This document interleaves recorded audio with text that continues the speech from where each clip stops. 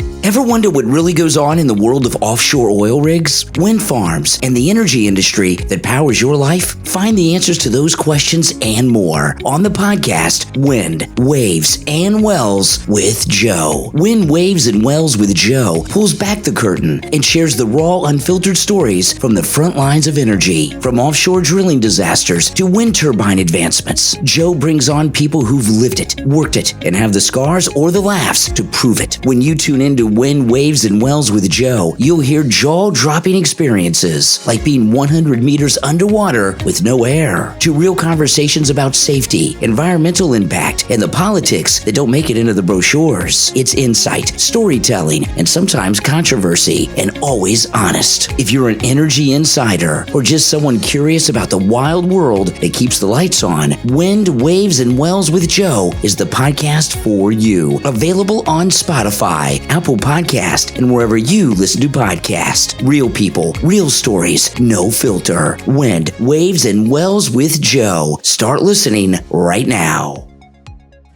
Yeah, I really don't understand the whole political agenda of what's Labour hoping to achieve at the fact that they're basically going to just start importing more instead of just tapping into the fields that we already have. I don't think they understand. I think it's because they just have so little understanding of the reality on the ground, and they're driven by an ideology. Every time you see Miliband speak about this, he's like jabbing his finger talking about climate emergency and not understanding that his policies are making it worse. Because if we import oil and gas instead of producing it ourselves, we lose control of production standards, and we have some of the highest standards, environmental standards around production in the world. You then have extra emissions from shipping. We lose all our manufacturing because energy is so expensive. So that offshores to places like China and other places in East Asia where energy is a lot dirtier. And then you have to ship everything back. And like shipping bulk items like steel as well, it's completely idiotic. And that raises global emissions. So he stands there blathering on about a climate emergency, and his policies make that perceived emergency worse. And this is what I don't understand, why he doesn't get this. But what are they hoping to achieve out this agenda now? Where are they hoping to go? Because eventually you become so reliant on every other country for everything that you almost leave yourself so vulnerable to anything. Especially when they're talking, when you've got the likes of the Ukraine-Russia war, etc., and the conflict in the Middle East. Like if you look back to World War II, the reason Hitler struggled in some parts is because he basically got too far away from his own supplies. What if you're trying to big up yourself in terms of the fact, pointing the finger, saying that we're standing against Russia, putting on these actions. If you were to go to war, you've not really got your own supply lines in that regards, do you? Because you've imported half of it. No, and he has this ridiculous notion that by building lots of wind and solar, we're going to give ourselves energy independence, and then that will insulate us from shocks in oil and gas markets. And it is a totally incoherent, illogical strategy. First of all, because the stuff that you need to build, the stuff that you build all of this out of is primarily coming from China. So you don't control the supply chain. You're completely at somebody else's mercy. You cannot power a modern economy with wind and solar. You just can't do it. In the winter, our peak energy demand happens at dinner time in the winter. Guess what you don't have at dinner time in the winter? Solar power. It's after sunset. So then you're relying on wind. We've got about 32 gigawatts of wind installed at the moment. About a week ago, we had 200 megawatts. I asked Grok, actually, on X, if every person in the UK blew into a wind turbine, what would be the output we could generate? And it went, about 200 megawatts. Which was what we had that day. And so, if it's not windy and it's not sunny, what are you going to do? And then you're completely relying on imports. And so the whole strategy that he has, which he says is to insulate us from the impacts of global market shocks, you just can't do it. You can't do it with wind and solar. You might have a chance of doing it with nuclear, which is what the French did. Back in the mid-20th century, the French recognized they didn't have natural resources of their own.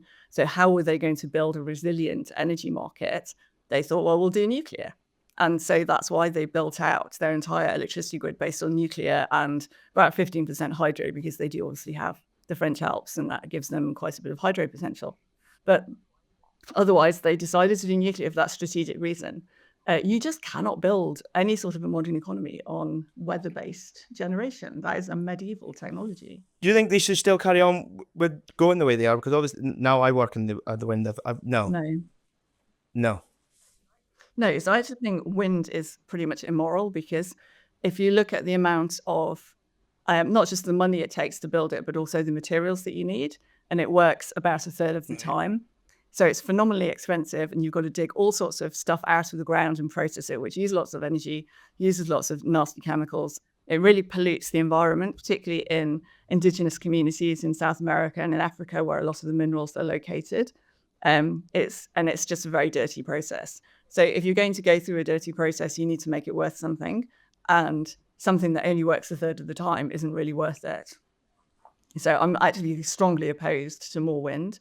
Solar, I'm a bit more neutral about, but I don't think we should be subsidizing it. And I think we have to avoid Chinese supply chains, because they are extremely corrupted, both with poor environmental practices and poor labor practices. So what's the main driver for the UK though to go for wind?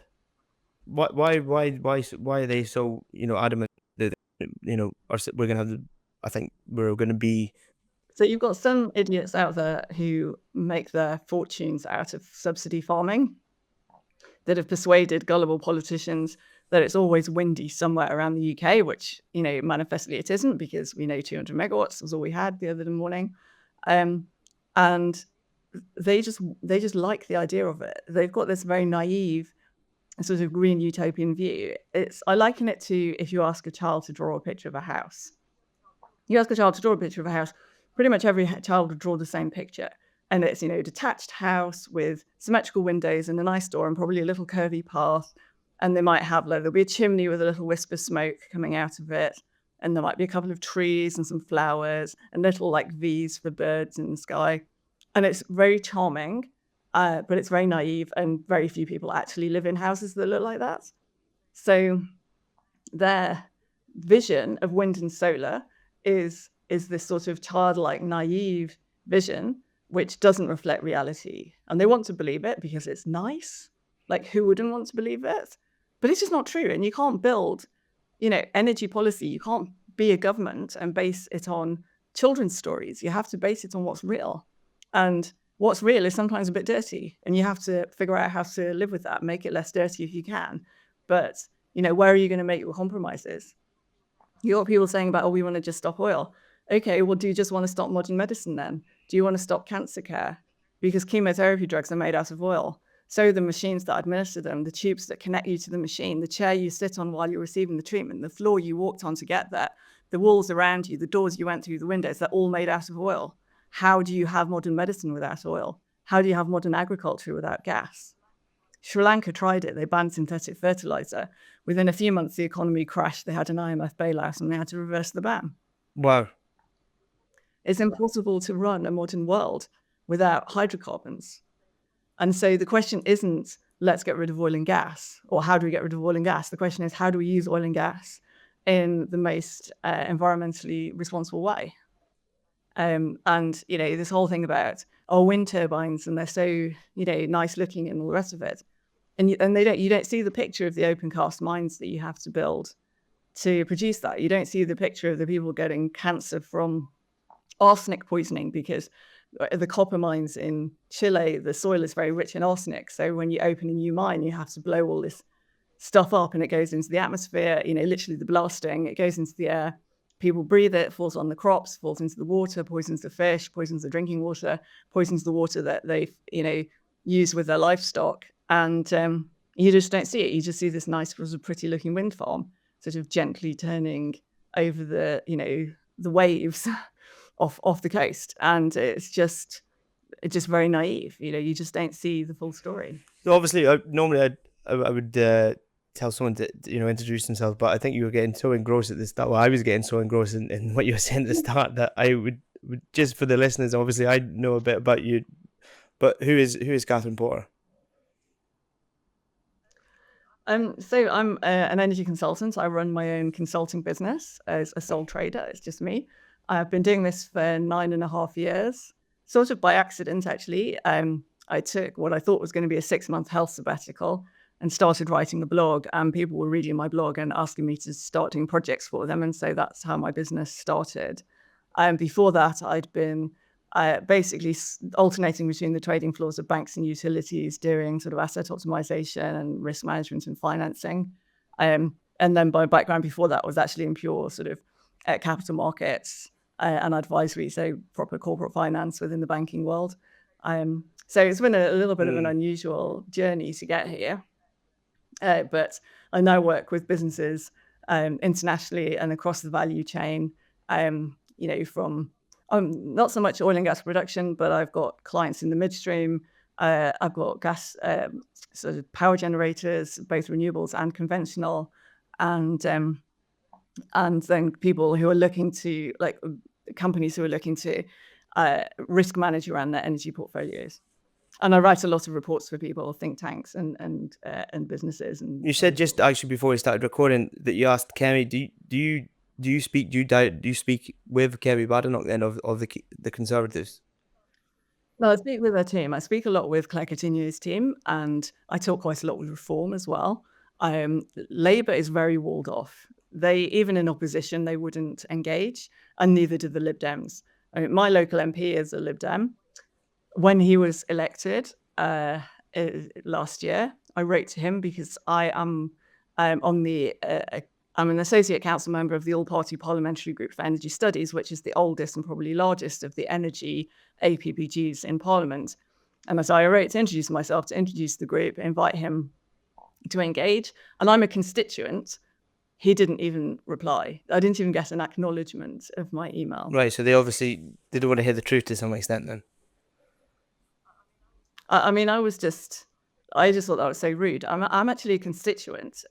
For your constituency MP to not even acknowledge, if he's got zero interest, I would still expect my own MP to say something like, "Oh, thank you for your email. I'll definitely keep it in mind. That's so interesting." Whatever, even if it's not sincere, I would at least expect an acknowledgement. I got nothing. I mean, obviously you work right across the energy board, but what are you finding the most difficult to deal with at the moment, or to basically understand what's going on? What do you find? Why are you finding that you're, obviously I didn't know much about Nesso prior to following you. Now I know a lot more after reading some of this, the things you've been putting out. Who are they for a start, actually? So NESO stands for the National Energy System Operator. It's actually a newly created entity, and what they've done is they took the old electricity system operator, which was originally part of National Grid PLC. It spun off into a sort of autonomous entity, but then it's got moved into the civil service and combined with the gas system operation that used to sit with National Gas. And so now they're supposed to manage both the gas and electricity systems, ensure they're functioning day to day, and then do long-term planning for those systems in a more integrated way, because gas and electricity are very intertwined with each other. And so they felt it made sense to look at energy from a whole system perspective rather than in the more fragmented way it had been before. One of NESO's day-to-day main jobs is literally balancing the grid. And so that's quite a challenging thing to do, because the way electricity works, you have to have supply and demand very closely matched in real time. And if you don't do that, essentially grid equipment can break and ultimately you'd get a blackout. So it's really important to maintain this balance. The more you introduce wind and solar, which varies from moment to moment, every little gust of wind, every cloud coming in front of the sun can impact your output. That variability then is more challenging to manage and more expensive to manage. And it's their job to do that management. They have to, it's their job to make sure that we don't have blackouts, basically, as a result of a mismatch between supply and demand. The Heathrow blackout, actually, that was one thing that kind of started getting me attracted into what's going on with the grid. Why did that happen? So, this is a bit of a catalogue of errors. So we transport electricity around the country at high voltages because you have fewer losses. So in the same way that motorways are for driving up and down the country quickly, you use the high voltage transmission system to move electricity around with minimal losses. But high voltages are not ideal in homes and businesses because that can be dangerous. So then what you need to do is you need to reduce the voltage. You do that with transformers, and those transformers are located in substations. And so what happened there was a large high voltage transformer at the North Heights substation basically exploded. Now, it turns out that they had moisture ingress in the key components. They've known about this since 2018. And in fact, so this infrastructure is owned by National Grid PLC. That's the entity which owns the high voltage transmission infrastructure and associated substations. And their own internal policies had said, if you have this low moisture ingress in this type of component, you need to take the asset out of service until you replace the component. And that had fallen through the cracks. And then it turns out that about 2 years ago, they were inspecting the substation and discovered that the fire suppression systems didn't work, and they didn't fix those either, although the fire brigade did say that it probably wouldn't have made much difference. So this substation had 3 of these transformers in a row. There was one to one side, a gap, and then 2 next to each other. The one in the middle is the one that exploded. The one immediately next to it, because it was right next to it and there were no blast walls or anything in between, that got heat damage. So both of them had to come out of service. Transformers are filled with a highly flammable oil, and so the oil caught fire in the middle transformer, and it took quite a long time to extinguish that because it's extremely hard to put out that type of fire. So anyway, about 70,000 businesses lost and homes and businesses lost power because this substation had to be de-energized completely, even the transformer that wasn't affected, because they needed to be able to safely tackle the fire. And it turned out that Heathrow Airport was relying on this substation for all its power. Now, Heathrow actually had 2 other high voltage grid connections, but it had internally configured itself so that everything was pointing towards North Hyde. And then their systems were so hardwired that it basically took a day for them to reconfigure to draw their power from an alternative substation. And you had all sorts of Heathrow executives on television talking about how this was an unprecedented incident, how they couldn't possibly have seen it coming. And, you know, they thought their resilience plan was perfectly adequate for an unprecedented and highly unlikely event. Which sounds all very well until somebody points out that in 2017, there was a very similar incident at Atlanta Airport in the US. And as a result, American airports put in place much stronger power resilience. About a dozen of them put in place fairly significant on-site generation using gas. JFK, for example, has a 110 megawatt gas-fired power station on site. And other airports put in auto switching between different grid supply points.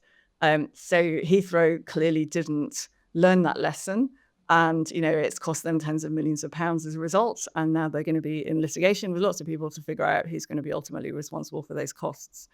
So it was a lot of maintenance failures from National Grid, and the regular maintenance of the substation was also overdue, well overdue, in fact. And so Ofgem's now going to be investigating that. And you know, I've been speaking to Ofgem. They're thinking about how they need to change their approach to oversight of asset management on the grid so that we don't have this kind of stuff falling through the cracks. And not only are these transformer fires disruptive from an infrastructure perspective, but they can be very dangerous. They can kill people. And that would be obviously the worst outcome and something that would be quite difficult to justify if the reasons were preventable, which they were in this case. Going on to another blackout, because I've read a few of your posts with the Iberian one. How did that come about? Okay, well, that's quite interesting as well. So basically, it was all because of solar power, although that's a bit of a crude assessment. So the initial genesis of the whole thing was that you had a solar inverter. So inverters are so our electricity grids work on alternating current. But unfortunately, solar doesn't generate alternating current. It generates direct current. Wind generates alternating current, but not in a way that you can really use directly on the grid. So quite often they convert that to direct current, and then reconvert it into alternating current. And batteries work on direct current as well. So to convert direct current to alternating current, you use an electronic device called an inverter.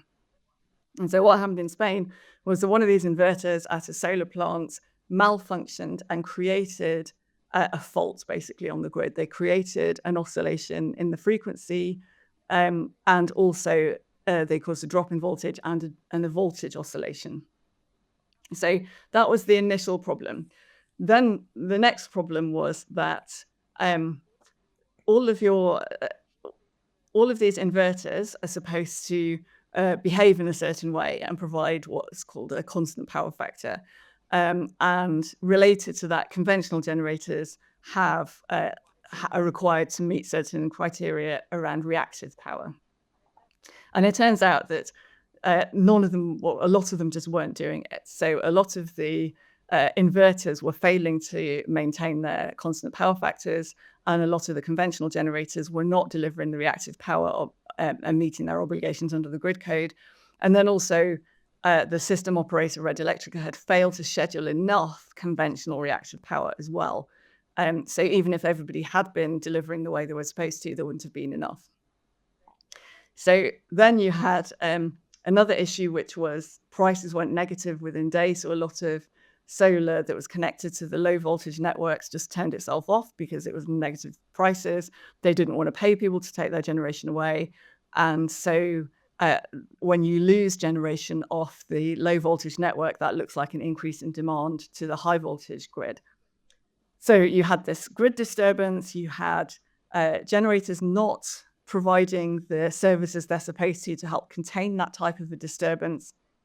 Then you lose some generation. Now, when you lose generation, you increase demand, basically, was what happened. So when you increase demand or reduce generation, the frequency that your voltage and current alternate with reduces. And equipment is quite sensitive to this. If it drops below 49.5 hertz, you get into a danger zone where stuff starts tripping off. Now, unfortunately, a lot of the wind and solar started tripping off when the grid was still inside its normal operating parameters. The frequency dropped a bit and they started to trip, and they weren't supposed to. Again, that's a grid code requirement to not trip at that point. But of course, when all that stuff started tripping off, that then made the frequency of the grid fall even more. And so then the frequency fell beyond what the conventional generators could cope with, and also outside the normal grid parameters. It went below 49.5 hertz. So then lots of conventional generation tripped. The interconnectors tripped, which totally islanded Iberia. So you had the interconnectors with both France and Morocco tripped off. Then more conventional generation tripped. And, within seconds, frequency fell catastrophically, voltage went to zero, and there was a full outage across all of Iberia. Bloody hell. Are we close to blackouts? Yeah. How close? So, the thing in Iberia, I'd say there are three fundamental problems that they had. The first one is that inverters can and do create grid disturbances. They are not very good. And some of the cheaper ones in particular are just a bit shit. And they can cause trouble, basically. They malfunction. They can create disturbances and they can amplify disturbances that exist already. When you have more inverter-based generation than you have conventional generation, you lose a fundamental property from the grid called inertia. So the way you generate alternating currents is that you have one magnet rotates inside the magnetic field of another magnet. And this is how our conventional power stations work. You have these big turbines, they're huge, heavy lumps of metal, and they create this alternating current and voltage with a very stable shape that corresponds with the speed of rotation of the turbines. So in Europe, the turbines rotate at 3,000 revolutions per minute for a two-pole magnet, and this translates to 50 hertz frequency, because if it's 3,000 in a minute, divide by 60, you get 50. And they also provide something called reactive power, which is the way that you control voltage. Because you're creating your current and voltage because of these magnets, and those magnets are electromagnets, so you can vary the strength of the current and the magnetic fields that generate that current and voltage in the first place And that gives you control over voltage. And you get that for free, effectively, because it's a fundamental property of how these generators work. And because they're big, heavy lumps of metal, they resist external forces that would try to change their speed of rotation. So if you get frequency dropping on the grid, that will try and make the turbines slow down, but it's difficult to do that because they're big, heavy lumps of metal. So you get this natural property called inertia, which is a resistance to the frequency change on the grid. Now, as you replace your conventional generators with inverter-based generation, wind and solar, and also batteries, you start to lose that fundamental stability that the conventional generators provide. So your waveform in the first place is dirtier because you get a nice clean signal of current and voltage coming from your conventional generators. You get kind of a bit of a fuzzy one coming from inverters. And then you don't have that inertia property anymore. Now, some people say, well, you can synthesize it. Batteries are very good at frequency control because they can inject power quickly if the inverters are responding the way they're supposed to. But it's difficult for wind and solar to do that because they'd have to haircut their output all of the time. So instead of, if you've got, say, a 10 megawatt installation, you might only be able to sell 9 megawatts to keep 1 megawatt in reserve to provide inertia support. And then obviously, how do you pay for that? Because that's going to have an economic cost to something that you get for free with conventional generators. So basically, you make the grid weaker, you make it less resilient, and weak grids struggle to contain faults. It's not really a surprise that when the Iberian frequency and voltage disturbances propagated into France, they were very quickly contained because France has a very high inertia grid. Just about all of the generation in France is either nuclear or hydro, so based on these big conventional turbines. So it didn't propagate through France. And there was a small area of France that lost power and it got restored really quickly. It was very different in Iberia. They had a weak grid because they had very little conventional generation running. So the fault happens, and it could have been any fault, right? I mean, you could have just had equipment failure or like conventional equipment failure. You could have had a lightning strike. There could have been a fire that reduced the insulating properties of the air between your transmission wires and causing arcing. All sorts of stuff can happen. Stuff breaks. The question is your system going to be resilient to that? And with heavily renewables-based grids, your system isn't resilient. They are weak. And so your problem in Spain was you were relying too much on inverters, these dodgy components. You had a weak grid that wasn't really able to withstand faults. And then you had poor code compliance. You had a lot of assets, both conventional and renewables, that just didn't meet their code obligations. And this is a risk here in Britain because we test assets when they commission originally, and then that's it. Nobody retests. There's no, they're required sort of warrant that they stay within the parameters. And if they don't, they get fired. But, 11 people died in Iberia. I don't think their families are very comforted by the fact that non-compliant assets got fined after the fact. You need to be preventing that. You need to have monitoring to ensure ongoing compliance. And pretty much nobody does that. And so that presents a really significant risk. So why are we close to blackouts then? Purely because of the way we're going with that? So we have that risk, but then we have, weird frequency and voltage behaviors on our grid that we can't necessarily explain. We also have a capacity problem in Britain because, we haven't built enough gas-fired power stations or nuclear. And a third of our gas fleet was built in the 1990s, and these assets are nearing end of life. Now, we definitely need them because of the intermittency of wind and solar. When it's not windy or sunny, which happens quite frequently, you need to run gas. There's no other thing we can do in Britain. You have to run gas. So if a third of the gas fleet closes, we will not be able to meet demand.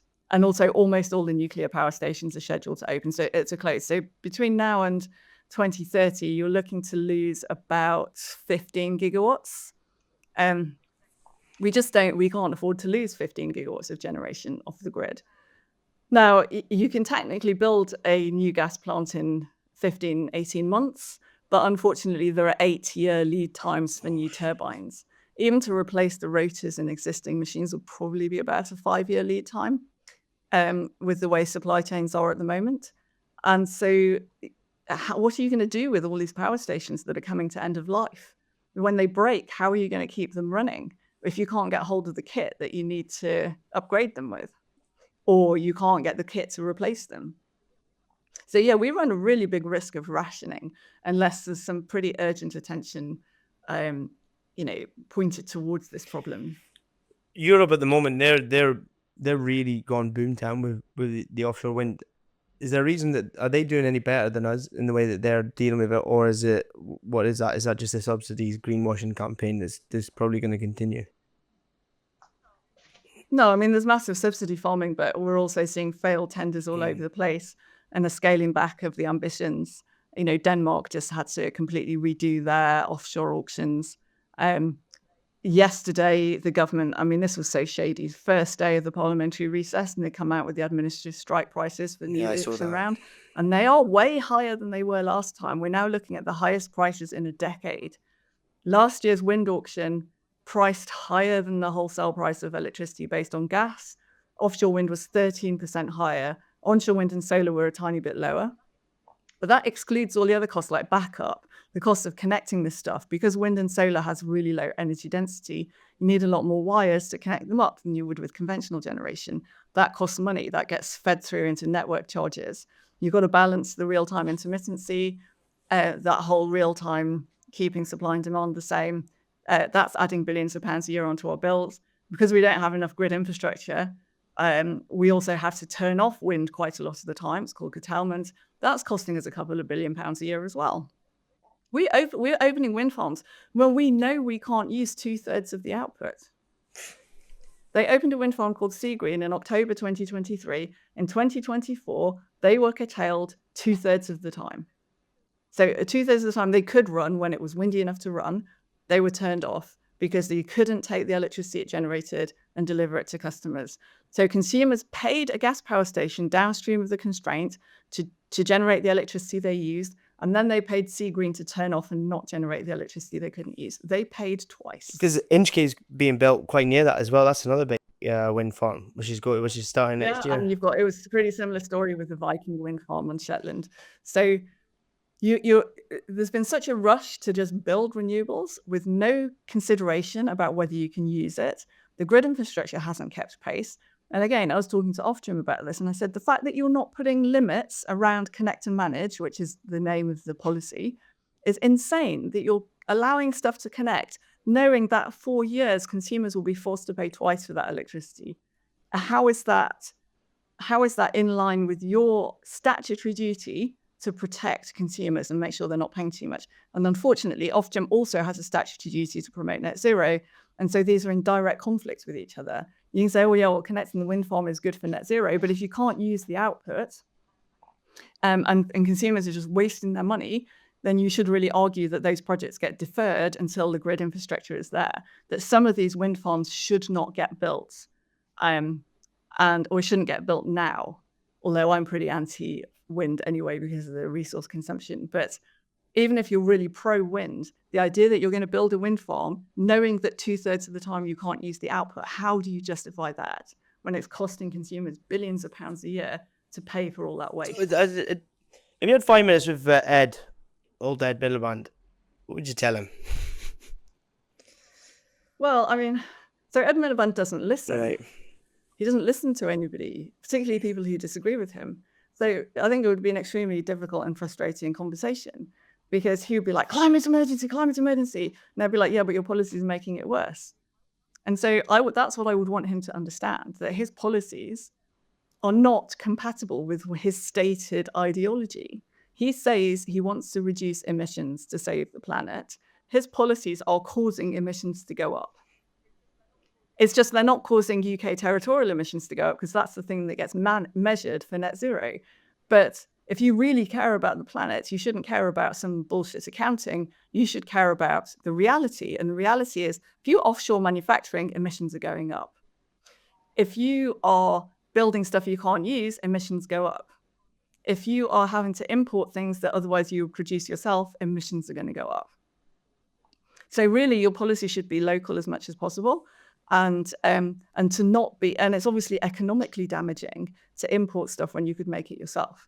So I would just try and persuade him to reevaluate his approach on the basis that by his own measure, he's not succeeding in his objective. Yeah, but I think the problem is I've never understood how he got in the position in the first place, purely based on his background's I think he's an ex-banker or something like that, isn't he? That's one of the things I never understood from the But get-go. look, this is true of the entire Labour front bench. None of them have Well, that's relevant true, actually, yeah. experience. None of them have ever run a business. They see business as some like other thing that they can just tax. They don't make the connection between private enterprise and wealth creation. And it's extraordinary, really, because historically Labour was the party of the workers, and you would think that meant, blue collar workers, factory workers, and so on. But actually now they only really care about the public sector. They care about public sector workers. They care about doctors and nurses and civil servants and so on. They don't care about people working in factories that are closing because of high energy costs. And so it's a real betrayal, actually, of the values they say that they hold. They are not. They're being deeply selective about the people that they're looking after. And it's a shame that voters aren't really waking up to this fact that Labour is massively betraying its own ideologies with this stuff. But Conservatives, obviously they started with the old the windfall tax and whatnot, and why did they come? Yeah, it was a very stupid idea. Okay, so the windfall tax, I think they just freaked out. And again, this was so at the time, households were really struggling with high costs of gas and electricity because of the impact of the Ukraine war. And then you had all of these headlines about energy company profits because oil and gas extraction suddenly became very profitable because prices had gone up so much. And what people weren't doing was appreciating the difference between oil and gas producers and suppliers who sell gas and electricity households. They are pretty much different groups of people. They're different companies. The only one that crosses over is Centrica, the owner of British Gas. So that was the first problem, really, was that the government was facing a huge backlash because the public was like, how is it we're paying so much for our heating when, BP's making record profits? And so then they said, we'll do this tax. But obviously, BP only makes something like 7% of their global revenues are earned in the UK, and none of them from supplying households. And so the windfall tax didn't really make any difference to them. It made a massive difference to people like Harbour Energy, the number one producer in the North Sea. But Harbour Energy is not a household name. Nobody's ever heard of them. Nobody's getting upset about Harbour Energy's profits or otherwise because they've never heard of them and don't know who they are. And so, it was just a political response to it was a response to the wrong problem because you couldn't reduce or offset the the effects of high bills with the windfall tax. Although they did try to, obviously, because then they raised a bit of extra money in the treasury, and then they did provide a subsidy to households to help with affordability. But it was really targeted at the wrong people. And obviously now that prices have fallen so much, there's no justification for retaining it. It needs to go. I think gas prices have come down 84% since the peak. So there's really no excuse for continuing with those taxes. And they really haven't appreciated the fiscal impact that accelerated depreciation is going to have, because you're going to get decommissioning happening earlier. That's unfortunately just outside the OBR's 5-year budget horizon. But in the beginning of the 2030s, we're going to see the government starting to have to hand over decommissioning tax rebates worth billions of pounds a year to developers who have prematurely closed their production. And this is going to have a huge adverse impact on the UK's fiscal position. And they just don't appear to have cottoned onto this, which is really pretty unfortunate. You mentioned earlier. So that was why the Conservatives did the EPL. The wider net zero thing was, again, a lot of naivety and a lot of, it was quite far in the future. When the Climate Change Act came in, that was 2008. That was still under Labour. But then obviously the Conservatives strengthened all of that and put the 2050 target in place. And at the time, it was, so far in the future, and nobody really felt the need for there to be a plan. And, what sort of a psychopath isn't in favour of, saving the planet, which is why it really didn't get debated. And the other problem the Conservatives had was really the slow politicisation of the civil service during their time in office. What a lot of people don't appreciate is that Gordon Brown brought in legislation that made the civil service independent and no longer accountable to ministers. And then the Conservatives came in 2010. It wasn't that long after that legislation had passed. So over the next 14 years, the civil service became corrupted. And I don't mean that in a sort of, envelopes and money sense. I mean in the sense of political ideology. There was ideological capture of left-wing ideologies within the civil service, which led them to obstruct the elected Conservative government in ways the government didn't see. The Conservatives didn't understand the extent to which they were being walled in by civil servants until they left office. And suddenly they no longer had, if they needed information while they were in government, they would ask the civil service for the information. Obviously, when they went into opposition, they couldn't do that anymore. So they start looking for the information themselves, and they discovered that it's quite different from what the civil service had been showing them. There was a whole different set of perspectives, different voices, different opinions, and opinions that actually resonated with them. And so then they started to understand the extent to which civil servants had prevented them from seeing the true story, and also prevented them from making up their own minds by showing them a sufficiently wide range of views for them to be able to make those judgments. And because this had happened really gradually, it wasn't something they really saw happening. So some people say, oh, well, they should have seen it coming. I think that's harsh. I think if you're a government minister, you basically have two jobs, because you still have your constituency job. Now you have your ministerial job. It would be pretty exhausting to every single day have to say to officials, no, go back, bring me a wider breadth of information, redo this work, give me more options to consider. I don't like any of this, blah, blah, blah. And then every so often you'd get news stories about ministers bullying civil servants. Well, you can see how that happens, right? Because if the civil servants don't have to do what the ministers tell them to do because they're not accountable to the ministers, but the ministers are like, well, we're the elected officials, you need to do what we're saying, and you end up with a conflict. And if the minister tries to be assertive, it's very easy then for the civil servant to just accuse them of bullying. So now the Conservatives have been in opposition. They've realised that the information on which they were basing their decisions in government was not necessarily good information, was selective and showing only one side of the story. And so now they're essentially doing their homework, trying to understand the whole picture and work out what they actually really think based on what to them is new information, and come out with a more sensible set of policies. And I'm happy to encourage them in that, because I think everybody should have the ability to, change their mind if they're presented with new information. And if we're going to sort of criticize people for doing that, then people will only ever be entrenched in their views and you're never going to move forward. So I think that they are doing the right things now, and hope that they continue in that direction. You mentioned you speak with Reform as well. How will they change their energy policies? They'll probably come in and just shut down everything, will they, in terms of this renewable should we say barrage that obviously Labour have put on, but what's their policy going to be? Yeah, so I mean, when it comes to new renewables, they've obviously written this letter to the developers saying that they're not going to necessarily honour new auction contracts.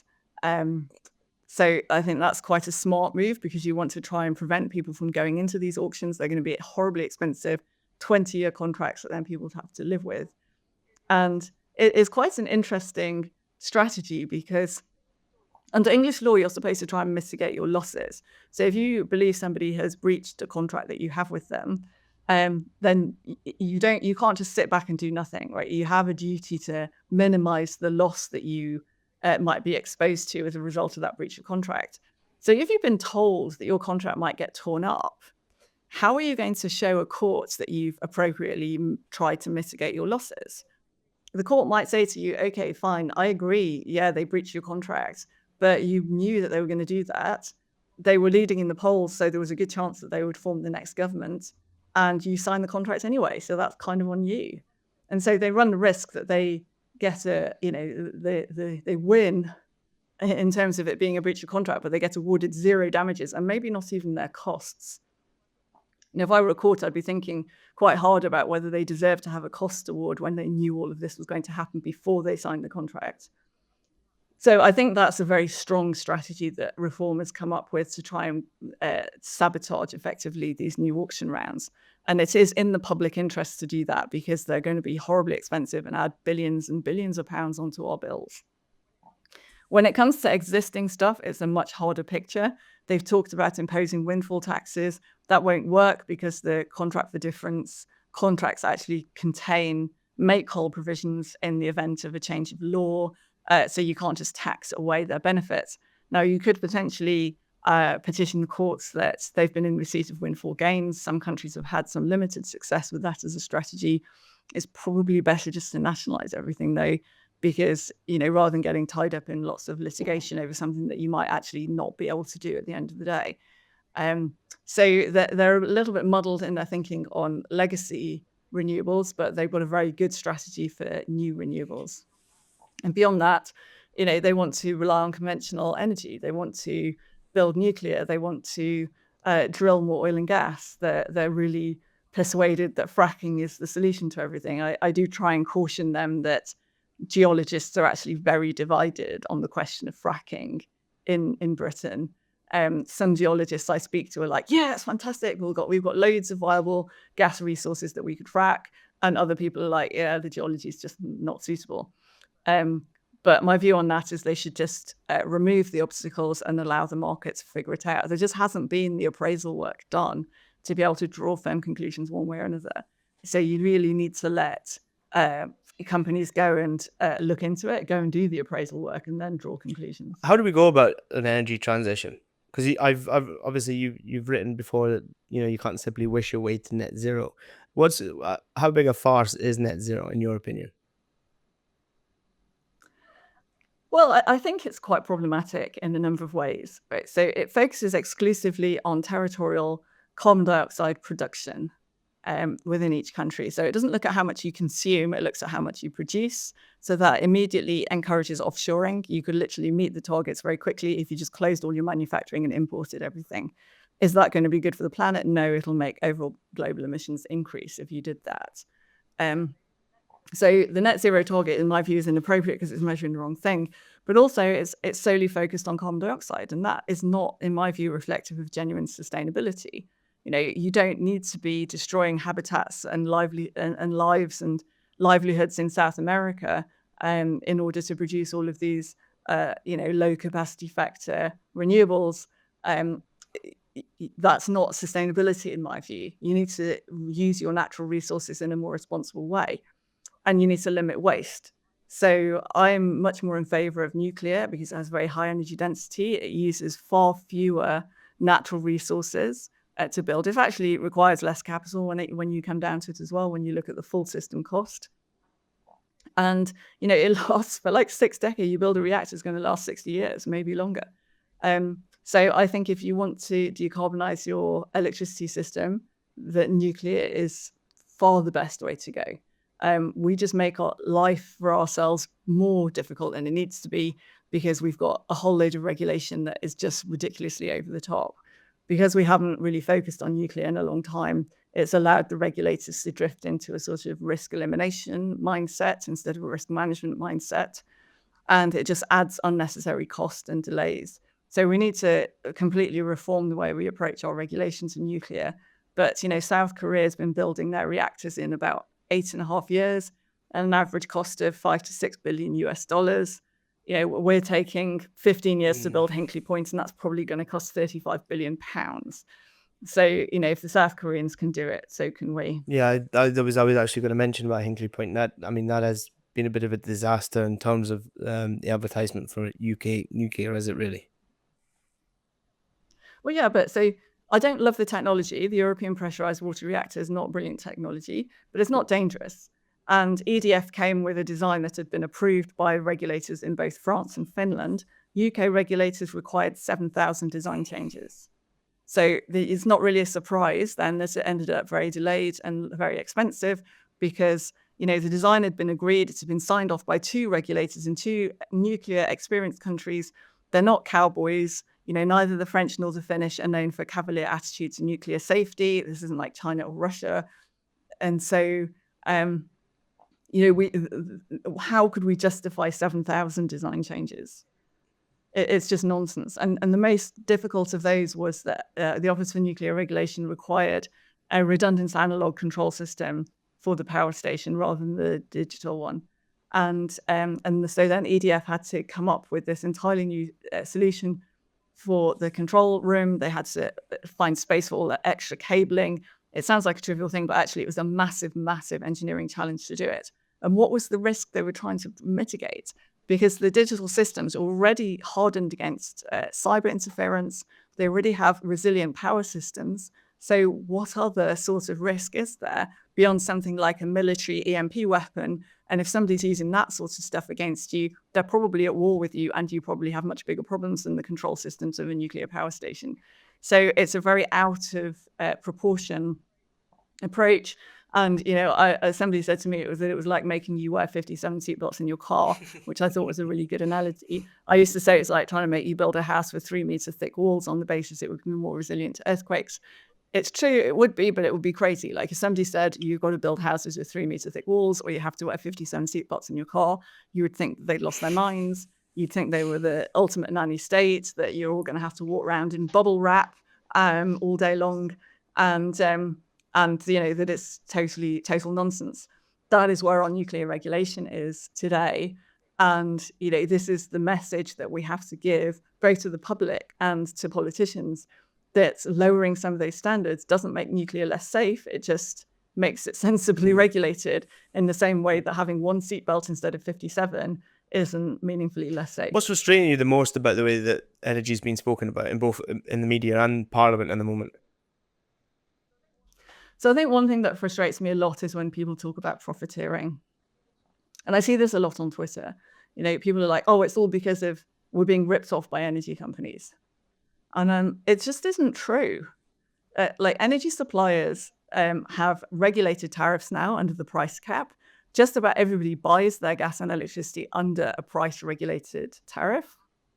And they get a 2.5% EBIT margin. That's 2.5% operating profit. So if you look at the FTSE 100, that is really low. The average is probably more like 8 to 12. You've got companies like Rightmove are earning, I think, 78% EBIT margin. The supermarkets, which is probably the best comparator, is in a 1 to 5% range. So it's roughly where the supermarkets are. It's a bit low. And actually, if you don't allow them to make enough operating profit, then it's quite difficult to see how they're going to improve their services. So And for years, they've been made to operate on a shoestring. Ofgem has loosened the purse strings a little bit in the last few years because they realized that not allowing any profitability, which is really what they had before, was meaning that these companies had no financial resilience and no ability to build financial resilience. So when you did have market shocks, that's why half of the suppliers went bankrupt in late 2021, early 2022, was because they just didn't have the reserves to ride through those issues. And so you don't really want to create a market that only big companies can succeed in, but you do need to have a market, because when a supplier goes bankrupt, it takes some customer money with it. You actually need to think about it a little bit more in terms of banking regulation. But anyway, they weren't cheating anybody. They weren't ripping people off. And we've allowed this narrative to build up that energy companies are profiteering. And it's just not true. Even if, and the thing is, the media reports when they make big profits, but they don't report when they make losses. So when Centrica was making big profits in 2022 after the Ukraine invasion, and they made a lot of money on the upstream business and on their trading arm that year, what nobody mentioned, apart from me, was the fact that 2 years before that, they cancelled their dividend because they were making losses. Did they get a handout when they were making losses? No. Did anyone subsidize their dividend for their shareholders? No. And actually, Centrica, a FTSE 100 company, all our pensions are invested in that company, right? If you have a pension that's indexed against the FTSE, which lots of people do, lots of people, if you have an equity ISA, there's going to be a very good chance that there's a chunk of that in the FTSE 100. Almost everybody in the country has some exposure to the performance of Centrica shares. And so if you harm the profitability of Centrica, you're literally taking money out of the pockets of pensioners. because a lot of these companies are, and particularly Centrica with British Gas legacy, still lots of, like, Joe Public owns that stock because of the privatization. You had the Just Tell Sid campaign, and then you had the electricity privatization the following year. That was in 86 and 87. Just Tell Sid for the gas privatization was actually the most successful public share sale in UK history and remains so to this day. And so a lot of members of the public, one way or another, own a chunk of British Gas at Centrica. And so if you reduce their profits, then that's literally taking money away from normal people. And so there's a real lack of understanding about the interconnectedness of the economy in that sense. And so people see energy companies, and they're taught by both the government and Ofgem to see energy companies as some sort of hostile profiteers. Ofgem is actually recognizing this, because so I have some pretty good discussions with senior people in Ofgem, and I have to give them some credit that they are trying to learn. They're trying to improve how they do things. And I said, look, you've got the smart meter rollout, for example. Suppliers have installation targets. They have to install so many smart meters every year, and if they don't, they get fined.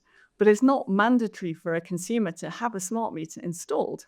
Now, smart meters obviously have various capabilities. Suppliers, for example, can put you on a prepaid tariff remotely. Previously, they had to actually come and physically change your meter to do that. Now they can just do it remotely. And so what do you think? If you've been told that suppliers are greedy shysters who are just out to cheat you, how can you then be surprised when they do not want these greedy shysters to come and install devices in your home that could impact the amount of gas and electricity that you can use? And I said to Ofgem, you only ever talk about the bad stuff. You're only ever talking about clamping down. You don't talk about the good things. Like, how many people know that Centrica has a welfare fund available to any consumer in the UK? You don't have to be a customer of Centrica to apply to receive grants under that welfare fund. So all of the suppliers are required to have funds available to support people in hardship who are their customers. British Gas actually has one for people who aren't their customers. This is like a really good thing. Now, it's a little bit difficult to access those funds, but they have it. It's available. You can get money out of it. Even if you're not a customer of British Gas, you can benefit from that hardship fund. And yet, when does anybody ever talk about it? When does the regulator ever praise them for having that? All you ever hear from Ofgem is how they're clamping down. And if, as a member of the public, you hear the regulator saying they're clamping down, you think, oh, yeah, that's because they're greedy shysters and they need to be clamped down on. And that perpetuates this narrative that energy companies are just out for the money, out for themselves, and cheating everyone. And it's just not true. And what we were saying before we started the call about the people who work in energy companies, they're out there, particularly offshore, risking their lives every single day. Just getting to work is dangerous, like way more dangerous than if you're driving a car or getting a train. And then to be accused of profiteering and just being greedy is, I just think, frankly, quite rude. And so I would really wish to see a more balanced discussion around energy, recognizing that it's essential to our lives, that there are thousands of people that work in the energy sector literally busting their guts every day to do a good job, to make our economy work and everybody's lives work. And that really that profiteering narrative is just something we've been fed by the government to hide the fact that costs have been increasing because of policy reasons and not because of, attempted theft by energy companies. How do we get this right? Because obviously we're not getting it right now with Labour, but how do we get this right to sort this? I mean, this whole energy issue that is stemming right now. Because the problem with, I think one of the big thing is now is mainstream media don't put enough emphasis on just how, problematic this energy transition, that this net zero really is. BBC, for example, you never really hear enough of what's going on in the energy sector with regards to jobs, etc. and that. But how do we get it right going forward? So I think we really need a reset. And so I will work with anyone. I try not to be political about this. I'm pretty critical of the Labour Party, but it's because I think they deserve it. It's not because I have some inherent objection to the Labour Party. I've been very critical about Ofgem. I've been critical in the past about some Conservative policies.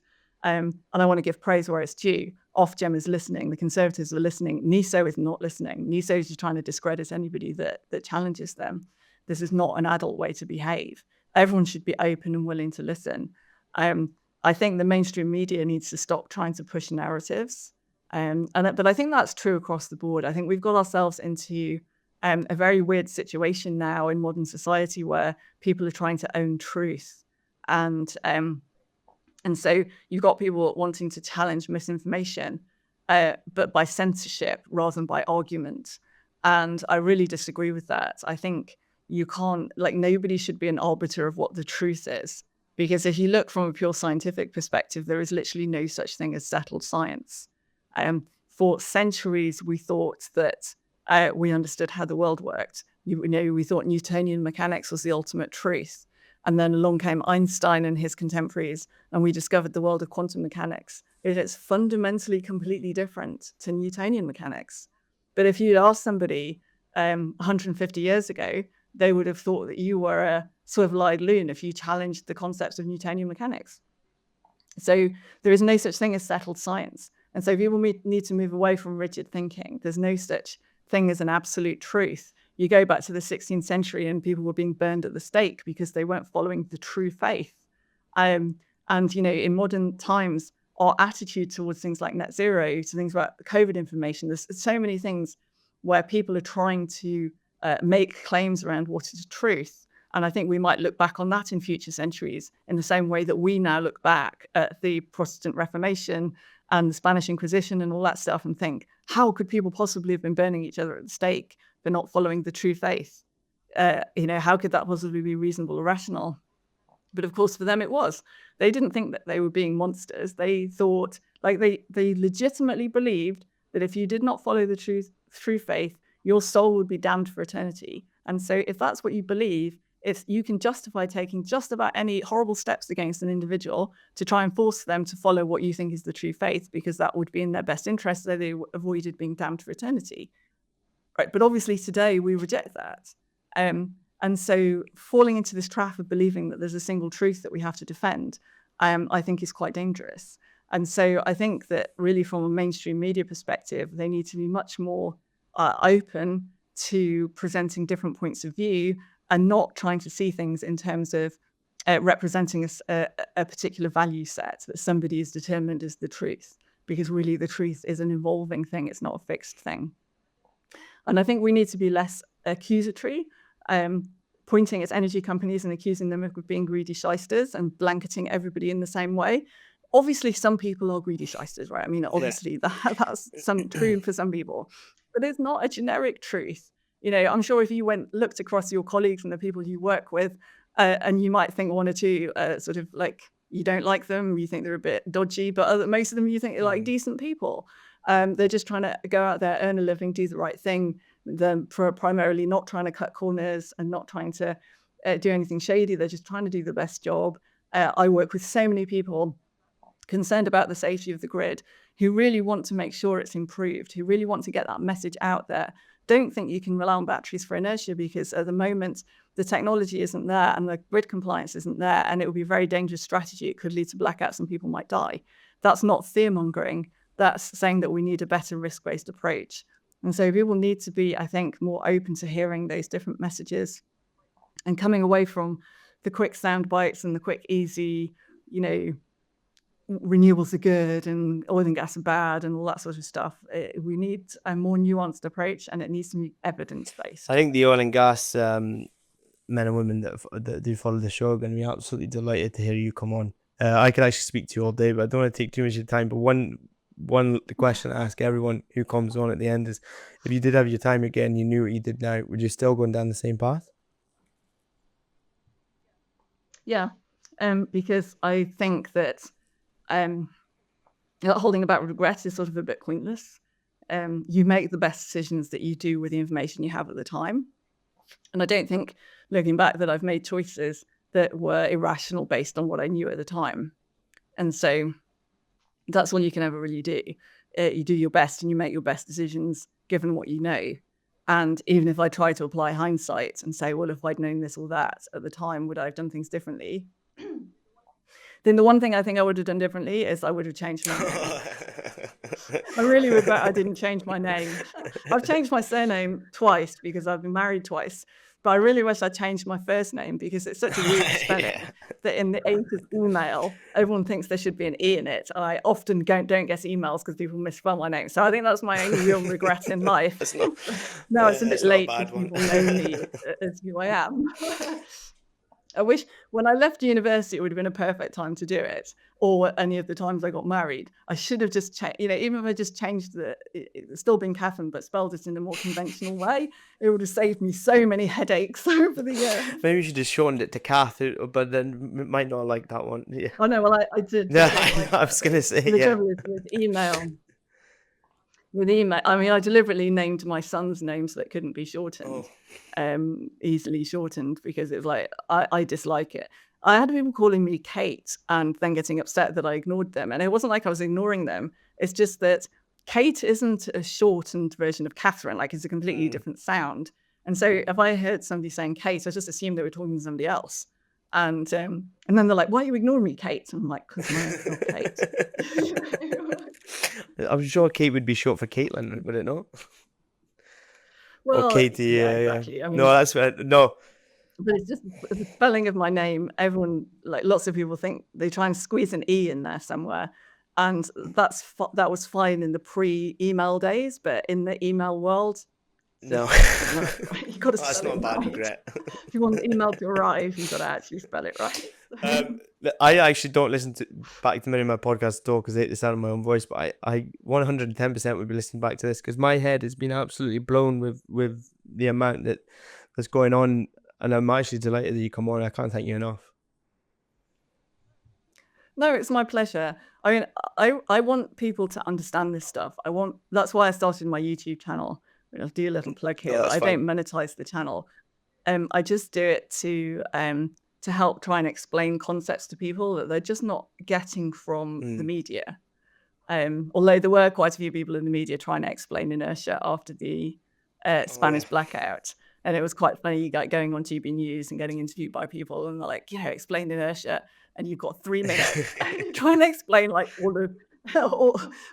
electromagnetism in 3 minutes, and in a way that people can sort of understand what you're talking about. And so that's what I try and do with my YouTube channel, just explain, try and bring some of those ideas and concepts and insights into what's really going on with the markets, and help people understand. And then people can make the decisions they want to make. They can lobby their MPs, they can make a noise on social media, they can ultimately vote based on that stuff. And so if I can help inform people in that way, then I'm happy. I think that's the problem though, isn't it? The lack of knowledge around the energy industry and the impact it has on each individual person's life. I mean, it's probably more impactful than absolutely anything else that goes on really in the world if you think about it.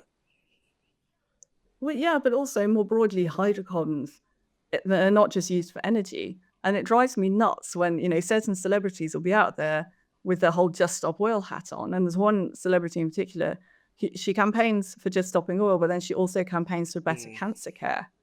And as I said before, like all of cancer care pretty much is made out of oil. And so how are you going to do that if you stopped the oil? And so people just don't understand. You have environmentalists on Twitter, for example, and they'll be talking about stopping oil. And I'm like, okay, well, you need to get off social media then, because social media wouldn't exist without oil.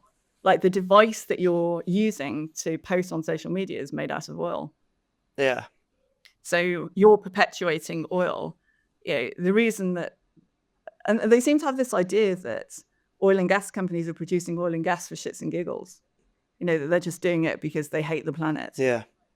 And like, that's just such an idiotic opinion, right? Oil and gas companies produce oil and gas because people want to buy oil and gas. Like, end of. If people stopped buying oil and gas, they would shut and do something else. Like their investors would demand the capital be returned so that they could invest that money in businesses doing other things, producing stuff that people actually did want to buy. But that's not happening. And why is it not happening? Because people still want to buy stuff made out of oil and gas. And so until you stop people needing oil and gas, you can't stop producing oil and gas. And you can't sit on social media saying just stop oil using devices made out of oil. I'm just like, this is this is just so idiotic, right? You yourself personally are perpetuating this industry that you claim to hate. Yeah. So until you stop doing that, you are in no position to talk about I stuff think the like problem is that we're leading to economic suicide with the mindset of this as well, which is the problem. Well, yeah, completely. But it's not just the economic aspect of it. It's the practicality. And I mentioned Sri Lanka earlier. They banned synthetic fertilizer. And people like Greenpeace were like, yeah, Sri Lanka's leading the way. Everyone should follow their example.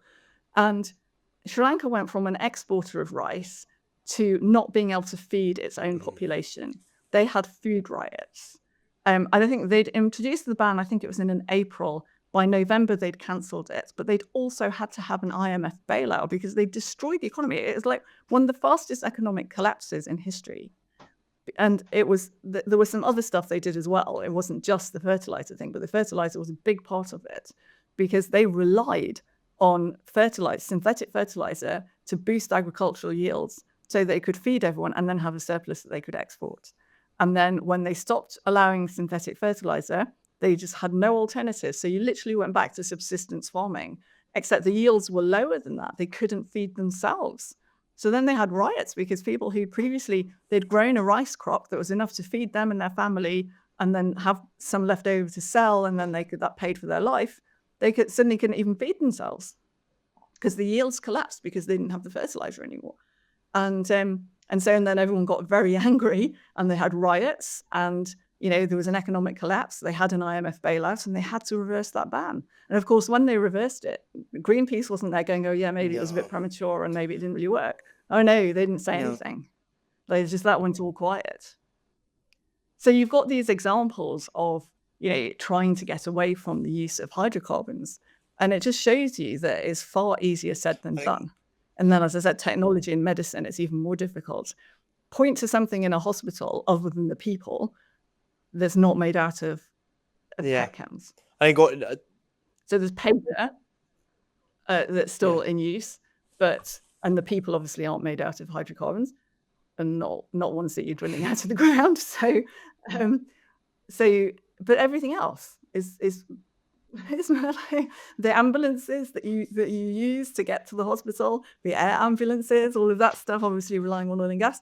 But because of the use of oil being the ingredients in plastics, and everything in a hospital setting is pretty much made out of plastic. And almost all drugs are made out of oil. Almost all of them. A few are made out of plants, but most are made out of oil. I think the other example would be New Zealand as well, who've just started handing out drilling licenses again, actually, haven't they? Yeah. And so, even if you manage to move away from the use of oil and gas for energy, you're never going to, I don't think, realistically move away from oil and gas from the other stuff. You might be able to replace fertilizer if you could come up with some alternative. Because there are alternatives, it's just a question of scaling them. But I really struggle to see how you're going to, they tried a little bit with plastics, and you get some of these, like the insulation in electric cars, some of it's made with plant-based materials, but then they have real problems with rodents trying to chew through it. So people's cars get infested with rats and mice that are chewing through the insulation around the cables. And then the car doesn't, if you're lucky, all it does is the car doesn't work. If you're unlucky, then obviously it can be a lot more dangerous. People are playing around with that stuff, but it's not really going anywhere at the moment. So I don't really see a trajectory right now for moving away from the use of hydrocarbons. And I actually do think that burning oil is kind of a waste because you can do a lot of more interesting things with it. But this, I don't agree with the idea of peak oil. I think we've actually got plenty of oil to go around. So, we don't necessarily need to worry about that so much. But we just got to be realistic. Oil and gas companies make oil and gas because people buy it. And so the real question should be, can we produce our oil and gas in the most environmentally responsible way? Try and avoid wasting it on, things like flaring, we should be trying to minimize. But don't demonize it. And definitely don't demonize the people working in these industries. Because that actually really amuses me. I'm sorry, I get on my hobby balls about that because it's just so offensive. It's really demonized, to be honest. It is brutal. Yeah, I mean, so there's a film on Netflix actually about Deepwater Horizon, and there's another really good one called The Days about Fukushima, and both of them really, I think, expose the challenges of those working environments. And Fukushima, it doesn't so much show you the day-to-day of a nuclear plant, but it showed the aftermath of the tsunami and what the people had to deal with. And there's a really powerful scene where they've got this power truck, so they don't know anything about what's going inside the reactor buildings because there's no power. And so none of their monitoring equipment works because it has no power. And so they managed to get a power truck from the energy company, and it has this huge, massive cable. It's like this big, and but then they couldn't drive the truck to where it needed to be because all the debris from the tsunami. So effectively, they needed a bunch of people to get this cable over their shoulders and then walk to where it needed to be. And they were doing this at night. So obviously it's a power cut, so there's no light. So they've just got helmet lights on.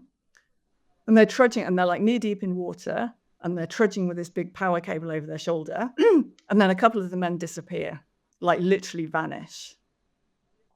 And the other guys are like, what the fuck? Where have these people gone? And then it turns out that the tsunami had washed away the manhole covers, and these guys had fallen into the drains. And so then they rescued them. That was fine. But it just gave an idea of the challenge that they dealt with there to really contain the problem at Fukushima. And then similarly, that film about Deepwater Horizon, you just got a sense of the danger of it. You got a sense of just what a dangerous environment it can be and how vulnerable those people are and how lucky they were actually that ship was nearby. Because if that ship hadn't been there, then all of those people would have been swimming around in the ocean trying to wait for the Coast Guard to come, and that would have taken, however long that would have taken. So how fortunate that was, and just what a dangerous environment it is. And I just don't think that people are sufficiently grateful for the guys that do that work. Yeah, I think honestly, I can't wait. Rise in a generic sense, obviously. Yeah, no, I know what you mean. I'm looking forward to the reaction from this podcast from them, put it that way. Thanks so much for coming on, Kathryn. Okay, you're very welcome. Another week, another podcast. Thank you so much for listening. And I'm going to ask one favor, and you're going to get it every week from now on. If you are enjoying the show, then please, would you do me a massive favor to help it? Like, subscribe, follow, whatever platform you're on. It really does help me a lot to see that people actually are liking it. If you don't, that's absolutely fine. You can comment. I'll probably ignore it anyway. Until then, take care, and we go again.